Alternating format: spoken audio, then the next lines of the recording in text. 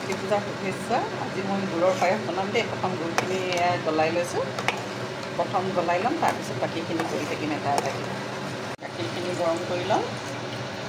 গাখীৰখিনি গৰম কৰি মই অকণমান পানী দি লওঁ দেই। ফুলকৈ গাখীৰটো লাগি ধৰে নহ'লে তলত। দিয়াৰ পিছত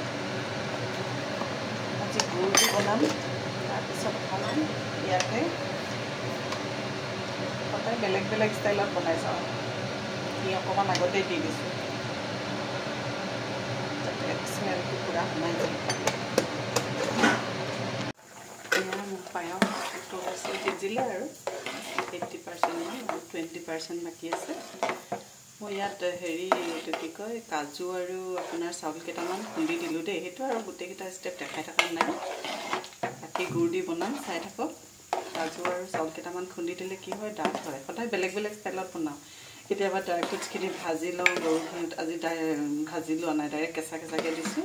কাজু কিচমিচকেইটা গোটাকৈ দিছোঁ আৰু কাজুখিনি মানে হেৰি কৰি দিছোঁ, চাউলৰ লগত খুন্দি দিছোঁ। তেতিয়া ডাঠ হয়, ধুনীয়া হয়। এয়া মোৰ পায়স হৈ গ'ল। ইমানটো ডাঠকৈ বনাইছোঁ আৰু ইয়াততো চেনি দিয়া নাই। এতিয়া মই হেৰি দিম, গুড়খিনি গলাই লৈছিলোঁ। গুড়খিনি গলাই লৈ পেলাই এতিয়া মানে নমোৱাৰ পিছতহে দিম দেই। এয়া নমাই ল'লোঁ গেছৰ পৰা নমাই পেলাই তাৰপিছতে এয়া গুড়খিনি দি আছোঁ।